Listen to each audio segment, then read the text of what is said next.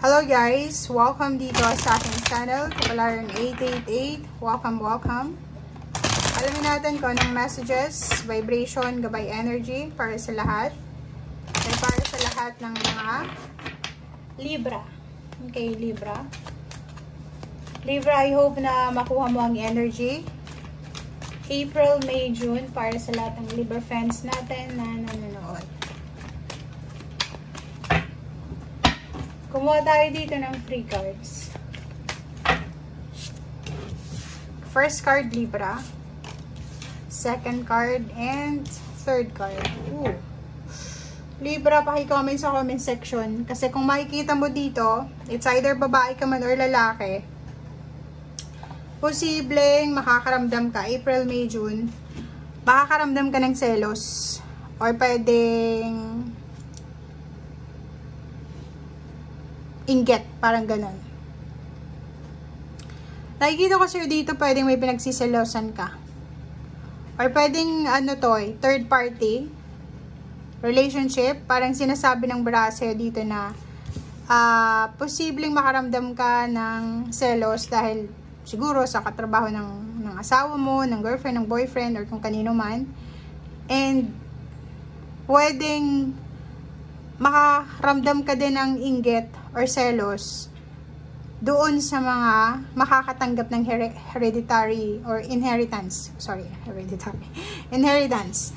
Okay? So, if ever man na makatanggap sila ng inheritance or pwedeng may promosyon na natanggap or kung ano pa man to, pwedeng may mararamdaman kang inggit dito. Hindi naman masama yung mararamdaman mo kasi human being ka eh, tao ka. So, talagang makakaramdam ka ng ganyan klaseng pakiramdam. Okay? Okay.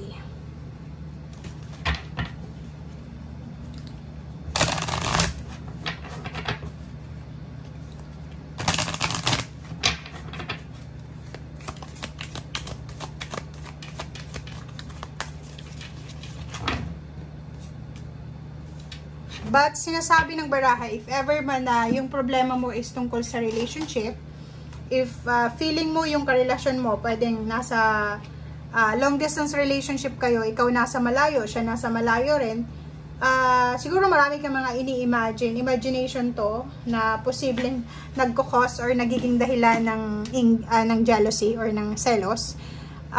Sinasabi na trust, tanggapin mo kung ano yung nangyayari sa ngayon. And if wala kang tiwala, 'di ba? So bakit ka makikipag long distance relationship, 'di ba? So dito sa barahang 'to, sinasabi na kailangan ng acceptance and kailangan din ng solusyon or resolution para matapos na yung problema.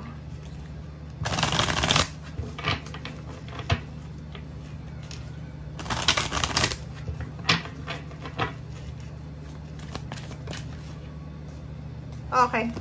Wow, material and spiritual prosperity. So, aside from dito sa mga selos or kano pa man, pwedeng ikaw ay makatanggap ng pamana. Okay, Libra. Pwedeng may pamana kang matatanggap. Pwedeng yung material and spiritual na prosperity ay maging balanse. So, ibig sabihin, magiging maayos yung financial. May papasok na financial blessings.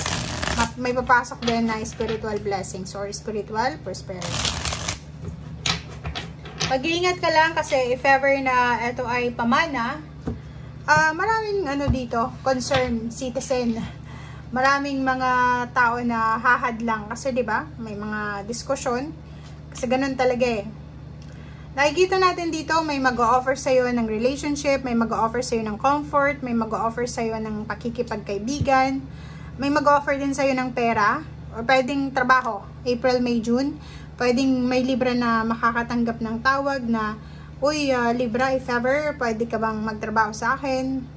Dadagdagan ko yung sweldo mo, ganito, ganyan, magiging stable, ganito, ganyan. So, yun, di ba? So, yun, may mag-offer sa'yo ng trabaho na pwedeng magaan lang siya, magaan na trabaho, pero mataas yung sweldo. Parang ganun. Comment down below.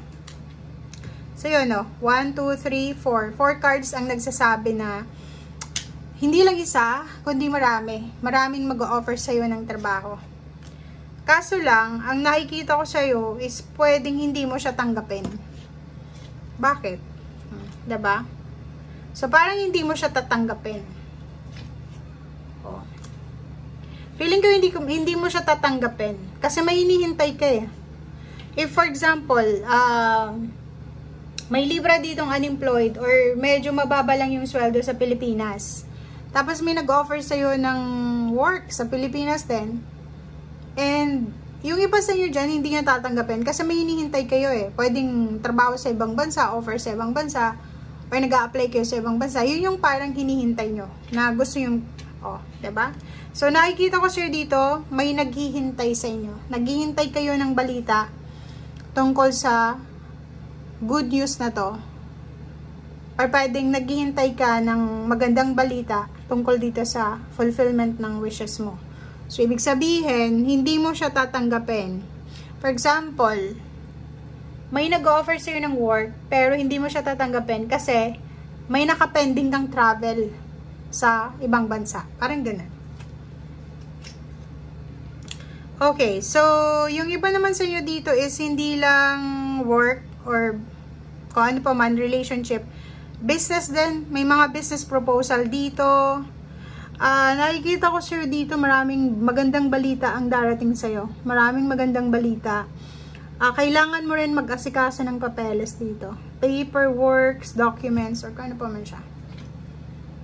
Hierophant, ang dami-daming mga advisor, ang dami-daming mga tao yung nag-a-advise sa'yo na, oy, Libra, ito yung gawin mo. Oy, Libra, ito yung decision making mo. Pero, nakikita ko sa'yo dito na ikaw lang yung makakapag-desisyon dito. If single ka naman na Libra, single walang committed relationship, walang ka-live-in, may posibleng mag-offer sa'yo dito ng kasal, relationship, pero ibang lahi siya. Or pwedeng Pinoy din siya, pero nakatira siya sa ibang bansa. Ang galing. Kaso lang, ingat ka. Kasi itong nag-offer na to sa'yo is hindi naman siya sincere. Hindi totoo yung ino-offer niya sa'yo. Diba? Parang ang nakikita natin dito is ino-offeran ka niya ng hindi totoo, ng fake relationship or ng fake work o kano pa man. So, comment down below. Mag-iingat ka rin if may hawak kang pera ngayon or yun, may inheritance ka dito na hindi mo pa naasikaso or kung ano pa man siya, kasi posible kang manakawan. So, ingat-ingat ka this next 3 months kasi yun na nga, may posibilidad na manakawan ka, may posibilidad na may magka-interest sa kung ano yung meron ka. Mapa-relationship man siya, mapapera, o mapatrabaho, or mga offers na ino-offer sa'yo. Okay? Thank you guys. Bye!